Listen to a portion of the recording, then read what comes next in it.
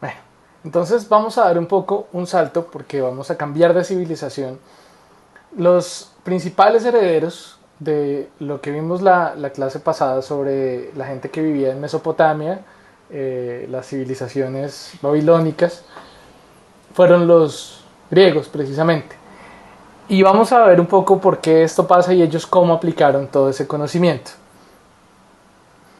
Entonces, para de nuevo volvernos a enmarcar dentro de una escala temporal, estamos hablando de que por acá, bueno, vamos a poner por aquí arriba. ¿Sí? Estamos hablando acá de civilizaciones que existen desde 3000 años antes de Cristo. ¿Sí? Y cuando comienzan a entrar en juego los griegos, estamos hablando de 800 antes de Cristo. ¿Listo? Entonces aquí empiezan a tener los griegos más importancia, ¿sí? Y más adelante vamos a ver qué rol van a jugar en, digamos, sentar las bases del conocimiento que va a ser pues la ciencia moderna realmente. Entonces va a haber una línea que podemos trazar, pero esa línea no va a ser única y ese es el énfasis que quiero que quede también en las próximas clases, porque pues vamos también a analizar qué otras visiones también tuvieron otras civilizaciones como China y principalmente las civilizaciones árabes. Pero bueno. Entonces, si uno mira la geografía de Grecia, es un lugar muy rudo, realmente. Es un lugar con una geografía compleja, pues un poco como Colombia, con muchas montañas y también, digamos, un poco seco. Allá, pues esencialmente se dan las aceitunas y los chivos y ya, no hay nada más. Sin embargo, precisamente por estar tan en contacto con el mar, esto los obligó a viajar y a salir y a comerciar. Digamos, no era tan fácil quedarse en casa, entonces eso los motivó a expandirse por todos lados. De hecho, pues sus paseos son legendarios, la Eneida, la Odisea, que es la que muestro aquí en este dibujito que me llama la atención sobre una posible ruta de Ulises escapando, o bueno, terminando la guerra de Troya y volviendo a la casa y encontrar eso hecho un zaperoco. Y todos los años que le toma ir de A a B en esta historia, pasando por un montón de lugares que de hecho no sabemos si corresponden eh, a lugares geográficos que podamos referenciar actualmente. Entonces, lo que ocurre es que los griegos comienzan al comerciar, al volverse muy buenos navegantes, comienzan a establecer lentamente colonias comerciales también, como puertos por medio de los cuales pueden recibir, ¿cómo se dice?, productos interesantes, especias, cosas exóticas para comerciar, lógico, en diferentes puertos ya más cercanos a lo que llamaríamos, pues, como el lado un poquito más asiático de Europa, por acá en la actual Turquía, ¿no? Y entonces se formaron aquí una gran cantidad de puertos muy importantes, ciudades muy importantes como Samos, Éfeso, Mileto, Esmirna, bueno, Pérgamo.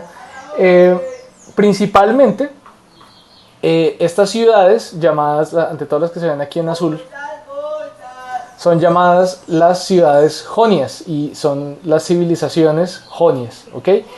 Las civilizaciones jonias fueron, digamos que popularizadas en la cultura actual por Carl Sagan, quien habló mucho sobre ellos diciendo, no, esa gente estaba tan avanzada que digamos, si esas ciudades hubieran florecido por su lado, pues seguramente actualmente estaríamos mucho más avanzados que ahora, si se hubieran permitido florecer. Eso es un punto de vista interesante, pero realmente lo que ocurre, o lo que digamos, a lo que podríamos achacar este análisis, o el análisis de por qué estas ciudades eran más avanzadas culturalmente y tecnológicamente, es porque pues cuando la gente sale de viaje se le abre la mente, ¿sí? Eso es inevitable.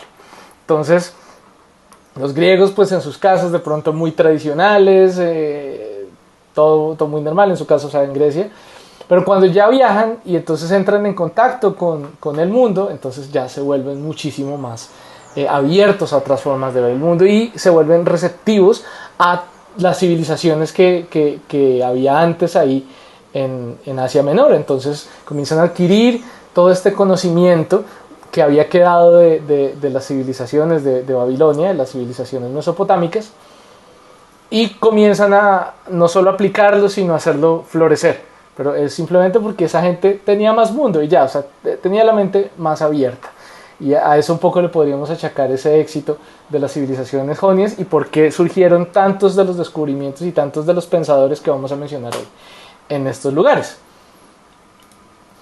Entonces vamos a hacer como una pequeña relación de personas que vivieron en la antigua Grecia, que, digamos, cuya manera de pensar nos llega todavía hasta ahora, o sea, quedó registrada en su momento y tenemos conocimiento de entonces cómo fueron construyendo y pensando también sobre el universo diferentes ante todo filósofos, entre, digamos, dos fases. Una fase sería más o menos hasta desde el 600 antes de Cristo hasta el 300 y tantos antes de Cristo, y de ahí en adelante es otra fase que ya sería como la fase post-alejandrina de Grecia, después de Alejandro Magno. Vamos a mirar cómo es que hacemos esa distinción, pero es una distinción que en el pensamiento está muy clara. Entonces los astrónomos griegos principalmente van a ser filósofos, o sea, van a observar el cielo y van a pensar sobre la estructura del universo, pero lo van a hacer desde un punto de vista de la filosofía, desde el diálogo y desde de pronto la estética en algunos casos. Y ellos, a diferencia de la astronomía que surgió, digamos, la astronomía siria, la astronomía sumeria, ellos van a tener más herramientas que las que tuvieron los antiguos babilonios. ¿Por qué? Porque ellos van a tener acceso a la geometría. O sea, los griegos tienen grandes avances en términos de la geometría, entonces ellos ya pueden operar a un nivel más abstracto que lo que podían hacer los asirios y los sumerios, por ejemplo. Ellos solo tenían aritmética y ya, y pues sus predicciones eran puramente aritméticas. No eran pésimas, pero realmente no le podían dar mucha estructura al universo.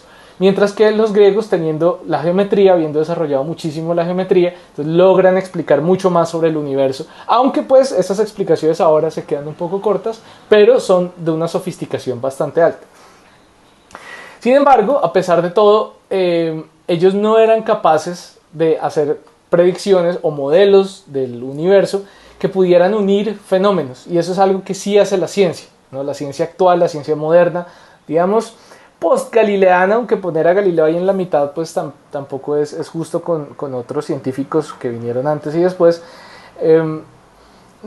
Digamos, los científicos que vinieron, que llamaríamos modernos, pues ellos se esforzaban en abstraer la naturaleza de las cosas para poder explicar diferentes cosas con unas pocas ideas. Entonces que los griegos no tenían esa capacidad, no esa capacidad, simplemente no tenían esa manera de entender el universo y esos deseos también de entender el universo. Sus predicciones no unían, por ejemplo, fenómenos que ya sabemos que son el mismo o tienen su manifestación del mismo fenómeno, que es la gravedad, y la manifestación, por ejemplo, son las mareas, la caída libre, las órbitas planetarias, pero en ese momento no se tenía ni idea de esto. Entonces sus predicciones siempre se quedaban muy cortas y sus modelos geométricos siempre se quedaban muy cortos, a pesar de que eran muy sofisticados. Pero pues desde este punto de vista constructivista que he mencionado que quiero llevar, pues pensé que quería hablar un poco de los primeros pensadores que pensaban sobre el universo en la antigua Grecia. Y, por ejemplo, está el famosísimo Tales de Mileto, tal vez más conocido por político que por científico, por astrónomo tal vez. Pero pues él también dejó, nos llegó a nosotros, o nos llega a nosotros, pues digamos, unas de las primeras ideas que tenían los griegos sobre el universo, y es esto, dado que para los griegos es tan importante el agua y ellos por donde van el mar está conectado por todos lados y el mar parece no terminarse, entonces Tales dice, no, eso tiene sentido, además los hombres, los humanos tenemos agua, y pues todo muy basado en la filosofía de los elementos, ¿no? Agua, fuego, tierra y aire. Entonces Tales dice, hace una observación del mundo que lo rodea y dice, el agua es lo importante. Entonces dice, el principio detrás de todas las cosas es el agua, porque todo es agua y todo vuelve al agua, así como los seres humanos estamos compuestos de agua, en gran parte. Entonces él veía el ciclo del agua, la lluvia, el vapor, el hielo, bueno, todo esto pues lo hacía pensar que el agua era el elemento fundamental. Entonces se imaginaba el mundo como una isla rodeada de agua por todos lados. Esa era su visión del universo. Más adelante, o bueno, más bien medio contemporáneo, un poquito más adelante, llega Anaximandro, quien entonces ya comienza a hacer análisis del Sol y la Luna y dice, ok, pero estos objetos se mueven, el universo no es estático, entonces ¿cómo explicamos esos movimientos del universo? Entonces él hace un modelo de anillos. ¿Cuáles anillos en particular? Los anillos imaginarios, anillos abstractos, realmente no anillos en un sentido real de la palabra como sólidos, sino anillos por medio del cual el Sol y la Luna se movían alrededor de la Tierra plana, ¿no? Obviamente la Tierra plana, flotando, y el Sol y la Luna dando vueltas alrededor de la Tierra, la Luna más adentro, el Sol un poquito más lejos, no muchísimo más lejos, porque como tienen un tamaño aparente muy parecido en el cielo, el Sol y la Luna, entonces se pensaba que estaban relativamente cerca, pero la Luna obviamente más cerca porque la Luna a veces tapaba el Sol con los eclipses. Entonces, de esa manera se explica, Anaximandro intentaba explicar la estructura del universo. Digamos que dados esos movimientos, eso implica una separación de las ideas de Tales del agua. El elemento importante aquí ya no va a ser el agua, sino va a ser más bien el aire. Y esto lo apoya otro filósofo que vino un poquito después. Estamos hablando de gente que seguramente que compartió mundo, pero que vivieron uno después de los otros. Que fue Anaxímenes, quien tenía la siguiente filosofía. Y pensemos, estoy tratando de que esto no sea simplemente y este pensaba esto y este pensaba esto, no, sino cómo vamos refinando o a veces descachándonos feo con la manera de analizar el universo. Entonces Anaxímenes dice lo siguiente, Anaxímenes dice, vea, ok, el Sol y la Luna siguen cierto trayecto en el cielo y son sostenidos por el aire, igual que la Tierra. O sea, uno se pregunta, bueno, la Tierra ¿por qué no se cae? No, es porque el aire la sostiene, ok. Y el Sol y la Luna también están sostenidos por el aire. Pero ¿cuál era el aire? Entonces uno se preguntaba, no, pero pues ¿qué pasa con el Sol y la Luna después de pasar aquí por el aire si ellos están sostenidos? ¿Cómo van a pasar por debajo de la Tierra si el aire es lo que la sostiene? O sea, no deberían dejar pasar, el aire no debería dejar pasar el Sol. Entonces Anaxímenes dice, efectivamente, no lo deja pasar. La idea es que el Sol entonces pasaba de un lado a otro por el cielo, ¿sí? Y cuando llegaba al horizonte, entonces se devolvía todo juiciosito por el ladito. No por debajo, sino por el ladito. ¿Sí? Para que tuviera sentido todo esto de que el aire era el que sostenía todo. Y entonces él pensaba que esa era una buena explicación y mucha gente dijo, no, de pronto no está mal. Y esa era la idea entonces de lo que ocurría con el camino del Sol, ¿sí? Y la Luna obviamente también. O sea, se movía por encima de la Tierra y después pasaba por aquí por el ladito. Genófanes entonces dice algo, llega más adelante también a corregir a Anaxímenes, porque Anaxímenes dice, bueno, el Sol al llegar de un lado al otro del horizonte, digamos de este a oeste, entonces al llegar al oeste, entonces él se va por el ladito para que al otro día vuelva a aparecer por el otro lado. Le toca moverse rápido para llegar al otro lado. Entonces Genófanes dice, eso es ridículo, eso que usted dice no tiene sentido.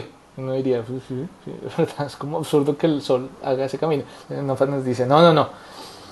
El Sol surge a partir de pequeños pedazos de fuego que son unidos en el aire, se coagulan por la mañana, se unen y forman el Sol, y por la tarde se destruye otra vez. O sea, casi que cada día estamos viendo un Sol nuevo. Claro, aquí el elemento ya no es el aire, es el fuego. El fuego es el que le da más importancia, entonces se piensa en el Sol como un objeto de fuego. Y esto es bien interesante porque pues de hecho no está muy lejos de nuestra concepción actual del Sol. Pero pues sin embargo es un poco absurdo también. ¿Qué digamos que apoya esto empíricamente? Pues los atardeceres rojizos, los amaneceres rojizos. Entonces uno se imagina como que eso es la señal de que el fuego se está coagulando en un nuevo sol todos los días y el sol se está desbaratando cuando lo vemos irse por el horizonte. Bueno, o sea, digamos que está sostenido empíricamente por algo. Recordemos que esto es filosofía. Sin embargo, por la misma época llega los grandes desarrollos griegos en el área de la geometría, obviamente con Pitágoras, pero no sé si saben, pero de Pitágoras no nos queda casi nada de información, no tenemos casi nada o no tenemos escritos de Pitágoras, por ejemplo. Tenemos el teorema de Pitágoras, que todos conocemos al derecho y al revés, pero no tenemos escritos de él. Entonces lo que sí hay es escritos de los pitagorianos, y nos llegan trabajos de los pitagorianos, que eran estudiantes o tal vez colegas de Pitágoras. Uno de estos pitagorianos fue Filolao de Tarento, viene después de estos filósofos que acabo de mencionar antes.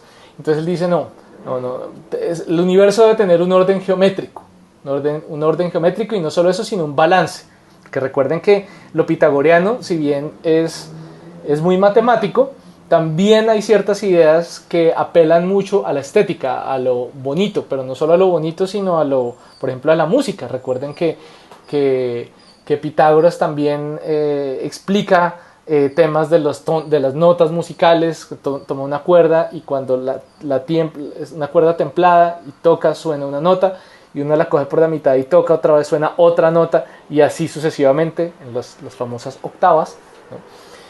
Entonces hay como dentro de la geometría también se trata de hablar de armonías, de un universo armónico, balanceado. Entonces Filolao coge esta hipótesis del fuego. Dice, sí, el fuego debe ser importante, el fuego debe estar en el centro del universo. Entonces por primera vez rompe con que la Tierra es el centro de todo. Esto es bien interesante. Dice, el fuego está en la mitad de todo, y nosotros en la Tierra no lo vemos, está escondido en nosotros, como quien dice el fuego de los dioses, y nosotros no lo vemos. Lo que vemos es el reflejo de ese fuego, y ese reflejo, ¿cuál es? Pues es el sol. Entonces imaginan el sol como un espejo gigante que refleja la luz del fuego central, ¿sí? Y esto es bien interesante, porque no es del todo loco, porque por ejemplo ahorita yo llevo ya unos minutos hablando, y ustedes de pronto no se han dado cuenta que yo tengo aquí una luz. Me estaba iluminando la cara. Ustedes veían la luz en mi cara, pero no veían que estaba generando la luz. No es del todo absurdo. Una lámpara que ilumina un espejo, y el espejo es que es el sol, es el que vemos desde la Tierra, desde lo que ya sería aquí el lado habitado. Y obviamente esto está un poquito descuadrado. Porque, pues, digamos, consideraríamos que está desbalanceado esto, porque la Tierra solita, pues necesitaría un contrapeso. Efectivamente, Filolao proponía la existencia de una antitierra, una contratierra, una antíctona, un planeta que existiera al otro lado, digamos, de la llama del fuego central, por acá en este dibujito, que girara pues al mismo tiempo que la Tierra. Obviamente cero evidencia experimental, simplemente un argumento desde lo armonioso, desde lo balanceado. Y entonces la idea es que nosotros vivamos aquí en esta parte, en el lado habitado. En inglés inhabited curiosamente significa habitado, uninhabited significa deshabitado, inhabited es habitado. Entonces vivimos en este lado, en el lado habitado, ¿no? Y entonces la Tierra da vuelta, siempre mostrando el lado habitado hacia afuera, ¿cierto? Y el Sol se mueve un poquito más lento, ¿sí? Entonces cuando pasamos cerca al Sol, no pasamos lejos del Sol, ¿sí? Esto es cada 24 horas, y el Sol cada año, entonces llega a cierto punto. ¿Por qué se necesita este movimiento? Porque es que resulta que ellos ya sabían muy bien que el Sol no se asoma por el mismo lado todos los días, sino que cambia un poquito su posición. Entonces la manera de explicar ese cambio era a través de los movimientos independientes de la Tierra y el Sol. ¿Okay?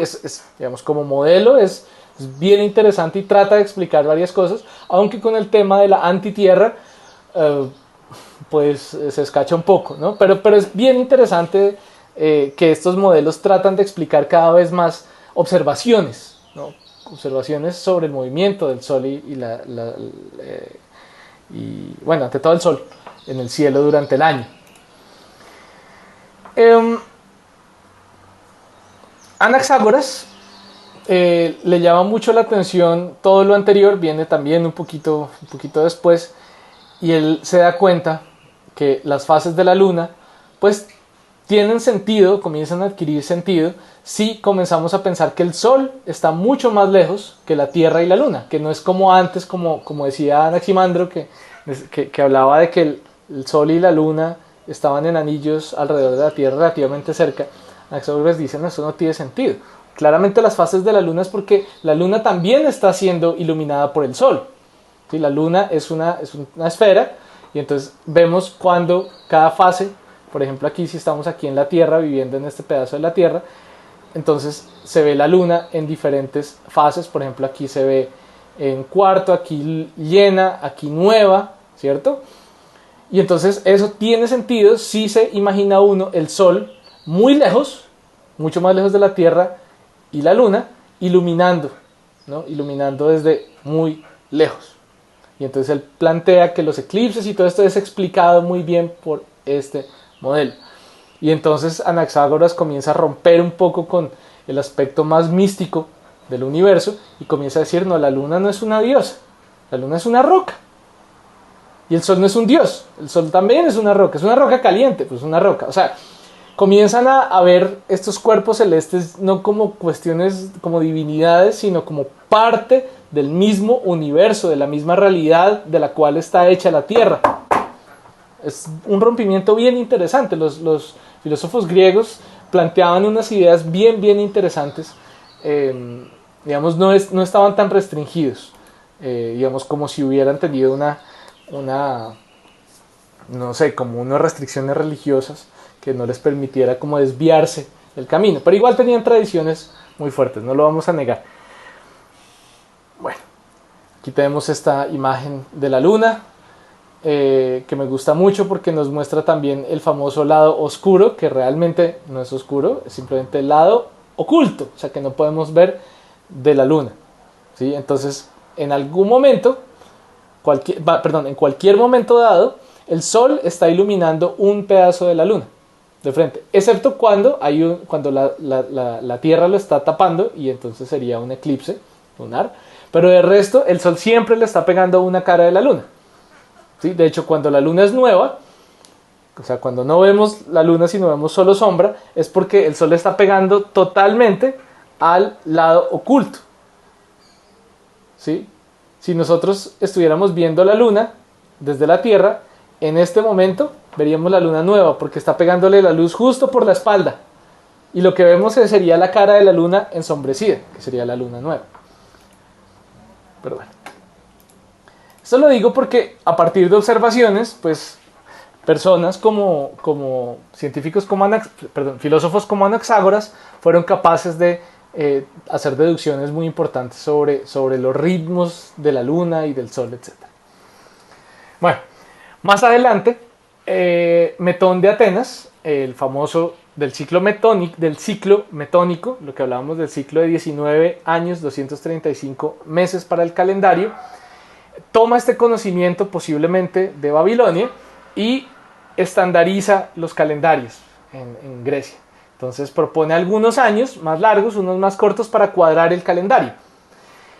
Ese calendario es bastante sofisticado, recuerden, porque la diferencia, digamos, el descuadre en el ciclo de 19-235, como veíamos en la clase anterior, es muy pequeño, es como de medio día o menos. Entonces ese calendario era muy bueno y podía durar varios cientos de años sin ningún problema. Sin embargo, posiblemente no se utilizaba mucho en la vida cotidiana este calendario metónico en Grecia. Se utilizaba para registrar eventos, y eso es muy importante para nosotros actualmente para poder interpretar fechas exactas de ciertos eventos en la antigua Grecia, pero pues para cuestiones cotidianas seguramente era demasiado complicado para la gente del común. Bueno, aquí llega entonces una nueva corriente de pensamiento a Grecia, y es la corriente de los sofistas. Entonces, digamos, cuando pensamos en grandes filósofos o en filósofos famosos, normalmente pensamos en los sofistas, y un sofista, o bueno, alguien que ha sido considerado como sofista, Sócrates. Y entonces los sofistas se basaban en ser muy hábiles con las palabras y en poder simplemente argumentar. O sea, ellos desarrollaron el arte del debate, ¿sí? No necesariamente respaldado por empiricismo, ni por matemática, ni por geometría. O sea, estos eran como los políticos por excelencia, o sea, los que podían dar un discurso y desbaratar cualquier cosa. O sea, ellos le vendían a uno de todo y además cobraban durísimo. Sócrates, los sofistas no querían a Sócrates porque Sócrates hacía lo mismo pero no cobraba, ¿no? Él andaba por ahí por la vida medio andrajoso. Pues entonces por eso pongo aquí a Sócrates como un sofista no sofista. ¿De dónde nos llega toda esta información? Principalmente de Platón, que odiaba a los sofistas. Platón y su heredero más adelante, Aristóteles, comienzan a romper con esa tradición que fue muy fuerte, o sea, se arraigó mucho en la tradición griega, en el pensamiento griego, esta manera de solo dialogar, solo dialéctica. Nada, digamos, sin respaldo, sin ningún respaldo, solo convencer y ya, solo vender, ¿no? Vender y ya. Platón rompe un poquito con eso, porque él vuelve a traer a los diálogos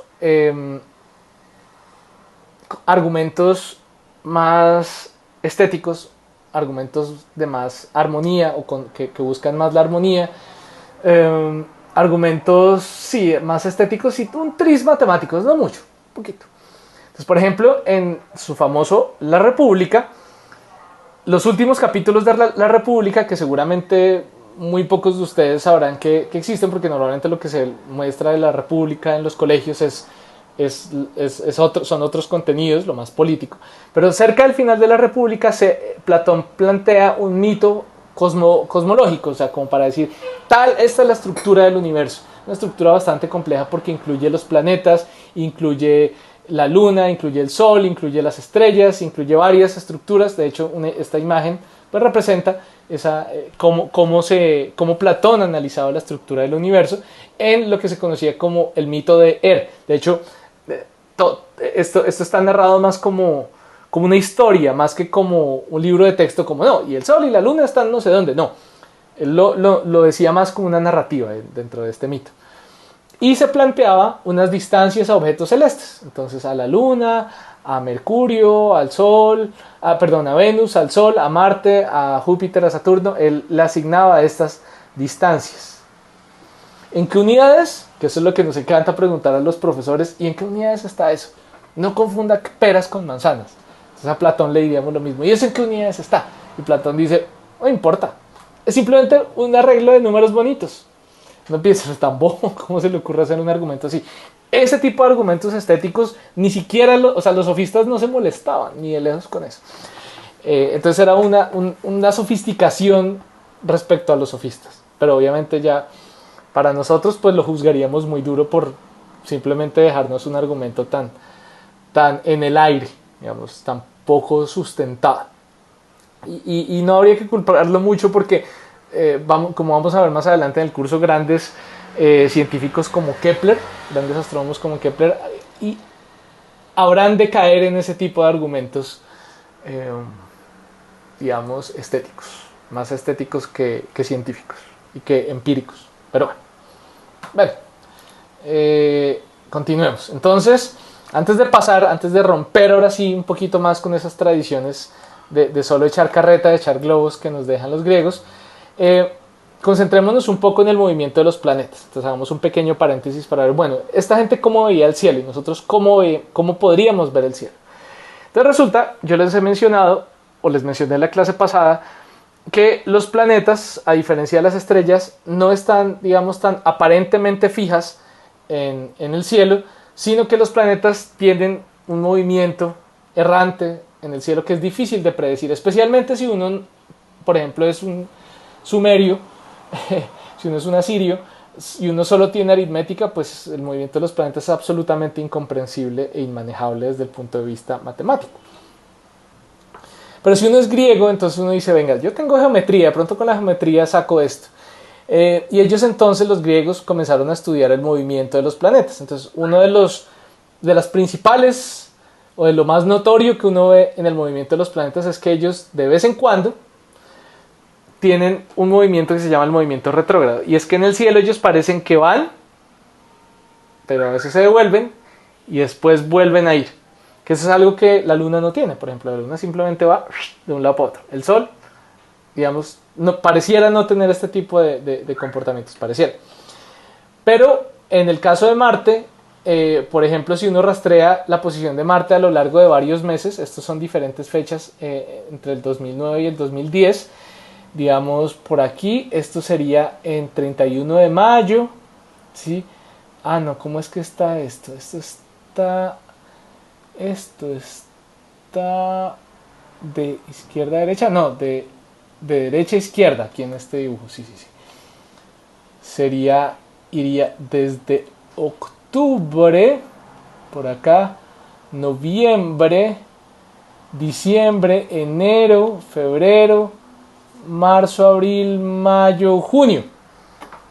¿Sí? O sea, durante un pedacito de un periodo largo de tiempo, de un par de años de tiempo, durante unos meses, unos 6, 8 meses, Marte se devuelve para continuar avanzando. Y él sigue avanzando, él sigue moviéndose. Y las estrellas mientras tanto ni se inmutan, están por allá quietas. Entonces yo veo diferentes noches, yo voy a ver que la posición de Marte va a cambiar, pero no solo va a cambiar, sino que va a cambiar con una retrogradación. O sea, significa que pareciera que se va a devolver, pero después dicen, no, mejor no me devuelvo. Entonces los griegos trataron de entender este problema. Para visualizarlo un poquito más y para ir entendiendo a poquitos este movimiento de dónde sale, vamos a mirar una aplicación que se utiliza mucho para planear observaciones, que se llama Stellarium. Y lo primero que vamos a ver, de hecho no lo vamos a ver, estamos aquí en Medellín, ¿sí? Son las 5 de la tarde aproximadamente a esta hora, y este es el cielo. Obviamente no se ve nada de estrellas, pero yo sí lo que puedo hacer es quitar por acá la atmósfera. Entonces yo me daría cuenta que a esta hora, hoy, Júpiter y Saturno se podrían ver si no hubiera atmósfera, porque la atmósfera lo que hace es dispersar la luz del Sol en todas direcciones y por eso, digamos, le gana el brillo de las estrellas. Entonces, si prendo la atmósfera no veo nada. Entonces veo, por ejemplo, allá Júpiter y Saturno. Y pues lo que veían los griegos no sería muy complicado, sería simplemente, yo voy a poner a avanzar el tiempo un poquito más rápido, es que toda la esfera celeste durante toda una noche, o sea, todas las estrellas junto con los planetas se mueven.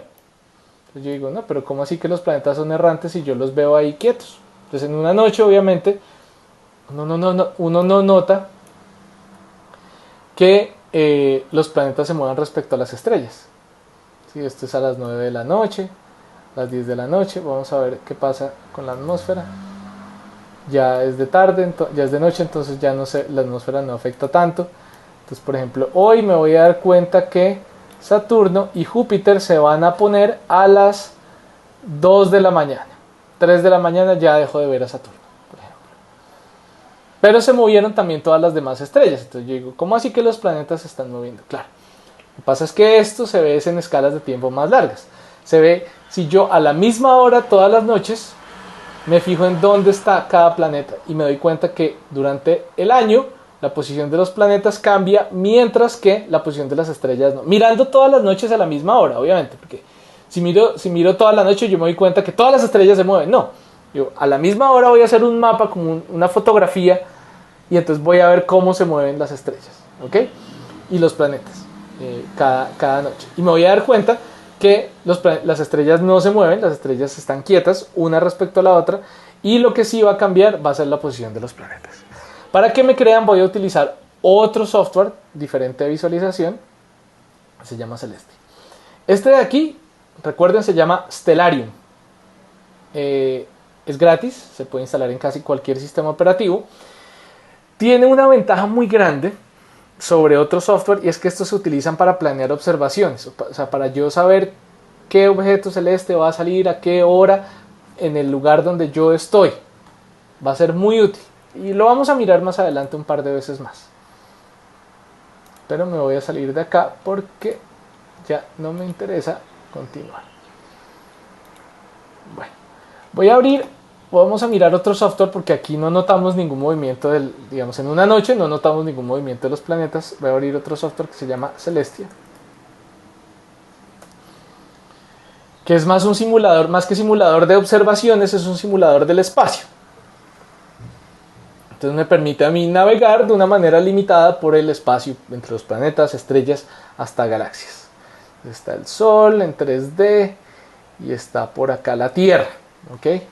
Entonces vamos a ver la Tierra, vamos a centrarla.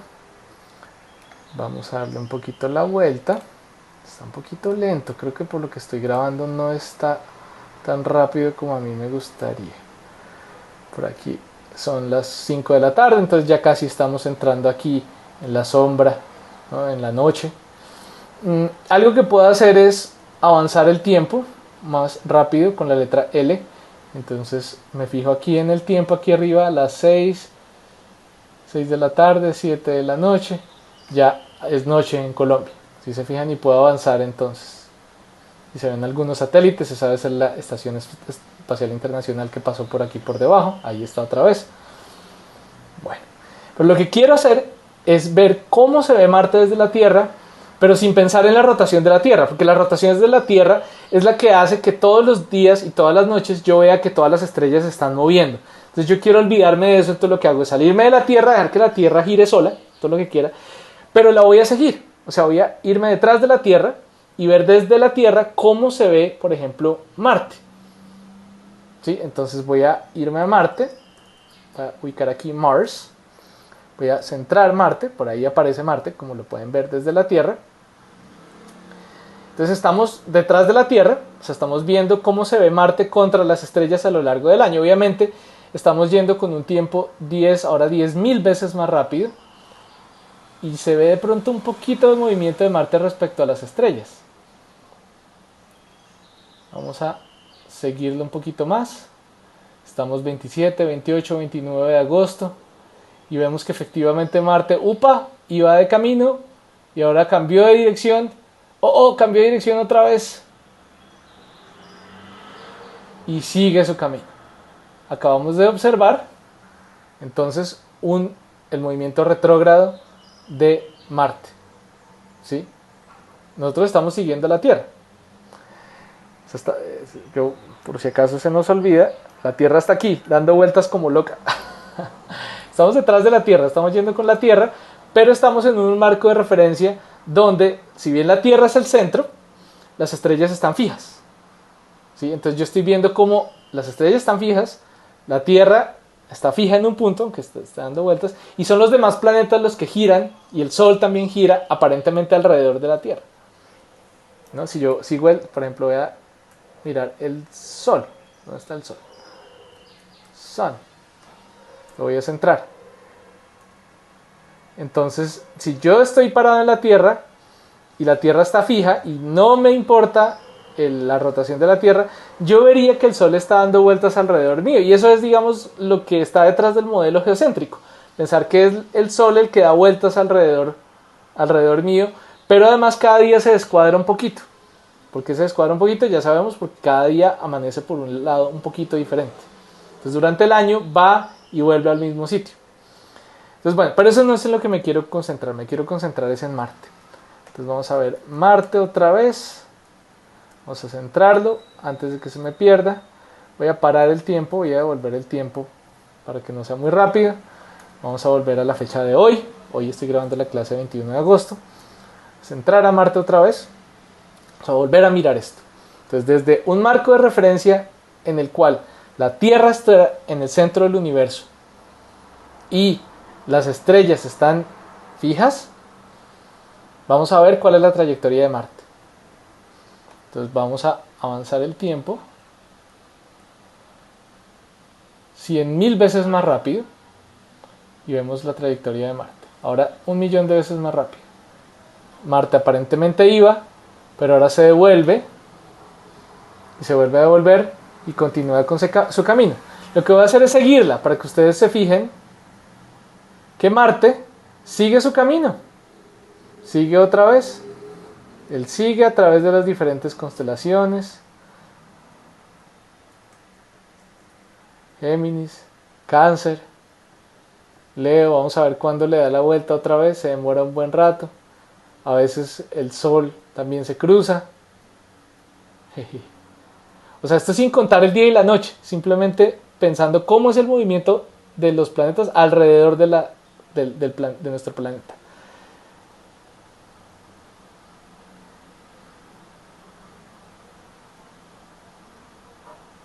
Y va por todas estas constelaciones, se encuentra con Júpiter. Entonces fíjense, todos los planetas desde la Tierra parece que se movieran de una manera errante respecto ¿qué? A las estrellas. Las estrellas están quietas, se mantienen quietas. Son los planetas los que se están moviendo. Claro, estamos poniendo un marco de referencia en el centro de la Tierra. Ya nos vamos a dar cuenta, a medida que vamos avanzando en nuestro estudio del universo, que realmente esto, pararnos en el centro de la Tierra como el centro del universo, complica todo. Es mucho más fácil considerar el centro del sistema solar en el Sol o cerca del Sol. Y considerar que el Sol también está dando vueltas alrededor de la galaxia, por ejemplo. Entonces ya, digamos, comenzamos a cambiar de eje de referencia. Pero aquí estamos en el eje de referencia de los antiguos griegos, casi que hasta Newton, casi que hasta Galileo, mentiras, hasta Galileo. Entonces voy a cerrar aquí. Ya vimos cómo era esa trayectoria de Marte. Efectivamente da vueltas alrededor de la Tierra, pero a veces parece que se devuelve un poquito, se vuelve a devolver y sigue su camino por el zodiaco. Entonces, si se fijan, hacía esto, se devolvía y seguía su camino por las constelaciones del zodiaco. Esta es otra animación parecida de 2009 a 2010. O sea que ahorita lo que estoy tratando de decir también es que en pocos días comienza Marte a hacer su retrogradación, que no ocurre tan seguido, ocurre cada cierto número de años. No estoy 100% segura cada cuánto, pero digamos cada año, año y medio. Se puede revisar mirando el video que hicimos, la simulación que obtuvimos con Celeste. Y este es Marte devolviéndose y siguiendo su camino. Eso no lo hace todo el tiempo, lo hace una vez cada un par de años. Correcto, de resto, él sigue andando, dando vueltas aparentemente alrededor de la Tierra. Si la Tierra fuera el centro del universo. ¿Listo? Esto solo dura unos meses, esa trayectoria rara.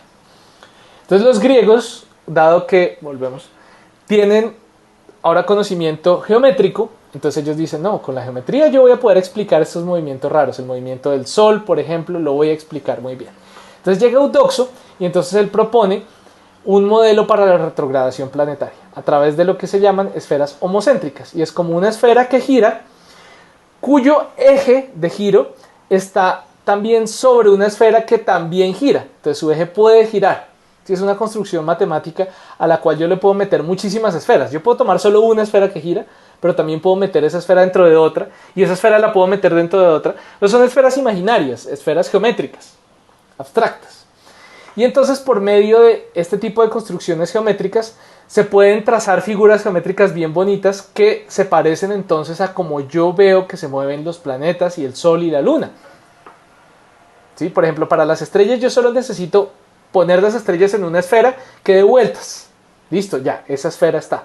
Pero para los planetas es un poquito más difícil porque los planetas claramente se mueven más rápido, o bueno, se mueven diferente a las estrellas, ¿cierto? Entonces me toca ponerlas en otra esfera. Y el Sol igual.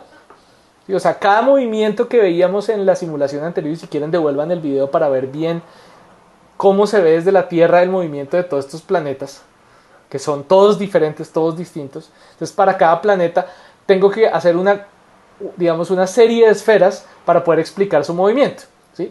Pero la esfera principal, que es la de las estrellas, es la que da vueltas alrededor de la Tierra todos los días. Pues esa, nosotros ya sabemos que esa simplemente es explicada por la rotación de la Tierra. O sea, gracias a que la Tierra rota, nosotros vemos a los planetas y a las estrellas dando vueltas alrededor nuestro. Esa sería la primera esfera,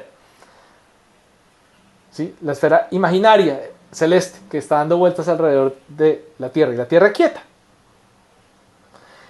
Y la del Sol, y la de los demás planetas, cada una va a ser un poquito diferente. Cada serie de esferas va a ser un poquito diferente. Pero las esferas, por ejemplo, van a estar montadas una sobre otra. Entonces la esfera de Marte está montada sobre la esfera de las estrellas. ¿Por qué? Porque a la larga Marte también se mueve al mismo ritmo que las estrellas. Es decir, que la vemos por la noche, saliendo por el horizonte y ocultándose por el horizonte. ¿Sí? Todas las noches lo vemos. Entonces sigue también un camino parecido al de las estrellas, pero un poquito más rápido. porque las estrellas están fijas comparadas con la posición de Marte. Entonces, por medio de esa curva hipopédica, que se construye a través de esa superposición de esferas imaginarias, esferas abstractas, matemáticas principalmente, podemos tratar de reconstruir precisamente ese movimiento corcoveante, y por eso se llama hipopédica, porque viene de la raíz hipo, que es caballo, raíz griega hipo, que significa caballo. Entonces, como el corcoveo de un caballo, que va y viene haciendo un ochito. ¿Listo? Entonces, Eudoxo entonces propone que para las estrellas se necesita una esfera. Para el Sol y la Luna también se necesita una esfera, que es la que muestra el movimiento de cada uno de estos objetos celestes. La Luna tiene su giro alrededor de la Tierra, que es independiente del giro del Sol, como lo veíamos la vez pasada, no cuadran. Entonces, el Sol y la Luna tienen cada una su esfera, su movimiento, su rotación alrededor de la Tierra.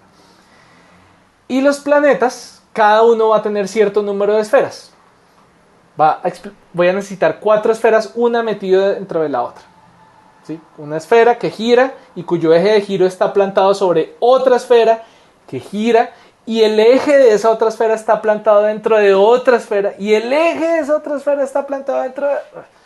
Es complicado, es matemática bastante,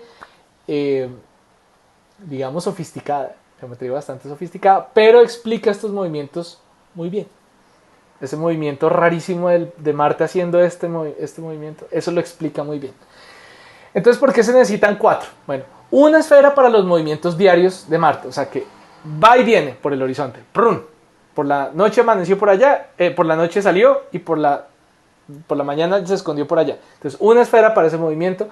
Otra esfera para el movimiento anual, que es diferente al de las estrellas, recuerden, porque vemos que las estrellas, si vemos a Marte contra el fondo de estrellas, Marte tiene su propio movimiento anual.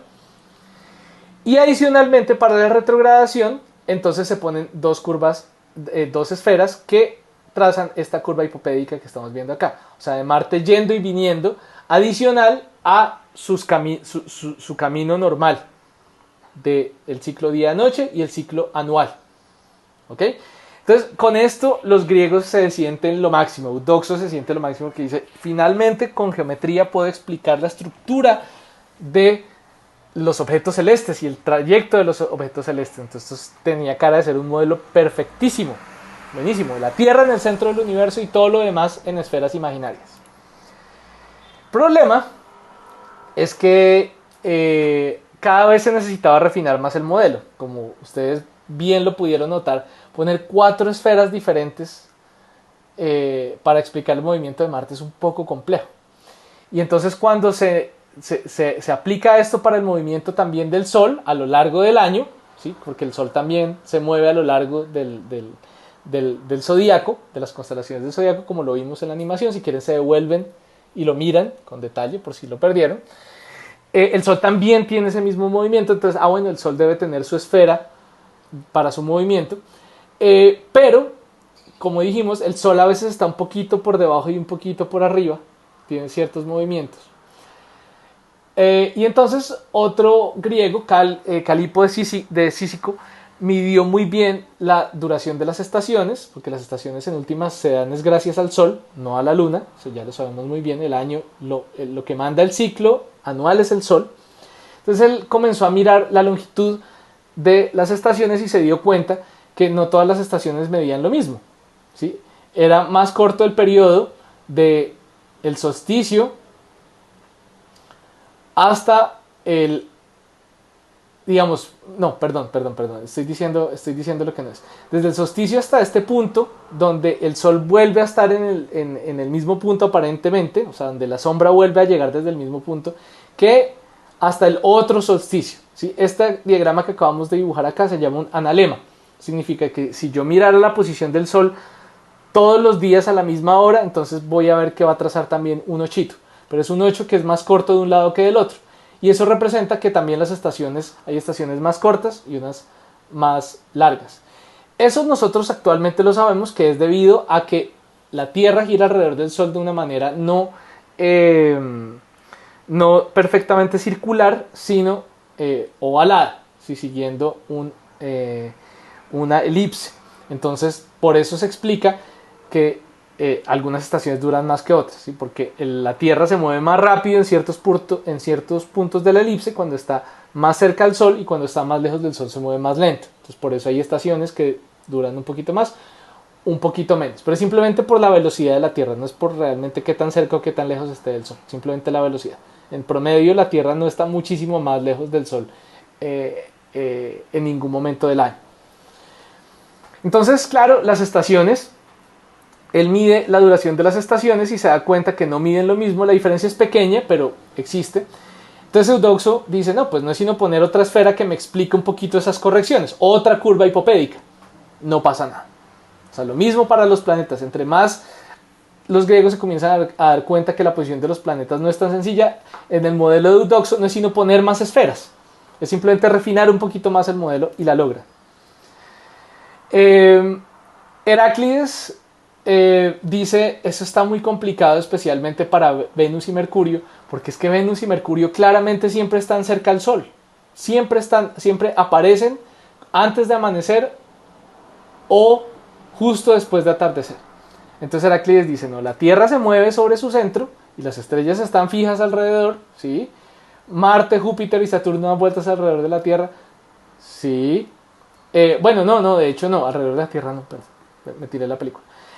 Alrededor del Sol, igual que Mercurio y Venus. Es decir, él plantea que el universo no necesariamente es tan geocéntrico, sino es un universo mixto. O sea, en particular Mercurio y Venus giran alrededor del Sol. Mientras que se puede argumentar que Marte, Júpiter y Saturno giran alrededor de ambos, del Sol y la Tierra al mismo tiempo, dentro del modelo de Heráclides. Y es un modelo un poquito más sencillo. Y digamos que ya con esto se le pone el pie encima a Platón y dice, bueno, esa dialéctica muy bonita, esos argumentos armónicos muy bonitos, pero vamos a ponerle matemática al asunto. Eso es lo que hace Eudoxo y Heráclides. Aristóteles marca el fin, digamos, de esta tradición, dialéctica, o sea, él entierra finalmente, pero pues tiene todavía un pie muy firmemente puesto en esa tradición, lamentablemente. Porque Aristóteles sí es muy pragmático y él dice, no, nada de carreta, nada de lo de Platón, que es que Platón tiene la idea de la caverna, que es que nosotros no vemos el mundo real, sino que nosotros vemos sombras del mundo real. Aristóteles dice, no, lo que vemos es lo que es, claramente. Entonces vamos a estudiar lo que podemos ver. Pero, claro, a pesar de que Aristóteles pone un énfasis en la observación, también le pone un énfasis en la interpretación, entre qué significará esto, ¿será que esto es bonito? ¿Será que esto es armónico? Entonces ahí es donde, digamos, la tradición de Aristóteles está muy firmemente plantada en lo empírico, pero también se va mucho por el liricismo de la interpretación. Entonces también le da mucho peso a si es bello, si es perfecto. Por ejemplo, él a veces hace argumentos ya demasiado volados, por ejemplo, que el universo es finito, porque si fuera infinito no tendría un centro, y el universo claramente tiene un centro, que es la Tierra, por ejemplo. Y entonces él muchos argumentos sobre la naturaleza los basa en argumentos dialécticos, ¿sí? A los dialécticos no les interesaba eso para nada, a los sofistas no les interesaba eso para nada, pero Aristóteles todavía tiene muchos de esos gajes. Él plantea, digamos, a él no le gusta entonces estas construcciones abstractas de los geómetras como Eudoxo. Entonces él dice, no, es que esas esferas deben ser reales, deben ser cristalinas. Y Eudoxo habría dicho, no, son solo ideales matemáticos. Y Aristóteles dice, no, eso debe ser real, deben ser esferas cristalinas, sólidas, pero que vemos a través de ellas. Y entonces él plantea que los objetos celestes brillan con una esencia que no es de nuestro mundo, que no es fuego, tierra, mar, aire, sino es una quinta esencia. Entonces, él plantea como que él cimienta muy bien estas ideas de Eudoxo, aunque le pone su propio sabor, pero aún así hay un problema muy grande con la idea de las esferas que Aristóteles cimienta, pero el problema es que Venus y Marte en particular a veces se ven más brillantes y a veces menos brillantes. Entonces todo esto de las esferas lo que indican es que todos los planetas giran alrededor de la Tierra en esferas alrededor de la Tierra, por lo tanto siempre están a la misma distancia de la Tierra. pero eso no explica por qué a veces Marte se ve más brillante y a veces se ve menos brillante, y lo mismo con Venus. ¿Por qué pasa eso? Entonces eso, claro, nosotros sabemos que es porque a veces está más lejos Venus, y a veces está más lejos Marte, y a veces está más cerca Marte, y a veces está más cerca Venus, como lo vimos claramente en la clase pasada. Pero ellos, los griegos, no consideraban eso, Aristóteles no consideraba eso. Era un problema abierto. Pero bueno, vamos a dejar hasta aquí esta parte y continuamos con Aristarco, que ya viene a meterle toda la geometría a solucionar todos estos problemas y a describirnos muy bien cómo es el universo. Pero digamos que Aristóteles es el que toma toda esta tradición anterior y hace un modelo del universo que esencialmente va a ser con el que van a trabajar más adelante Ptolomeo, y más adelante sus ideas van a ser las que van a perdurar durante toda la Edad Media hasta la llegada de principalmente Copérnico y Galileo.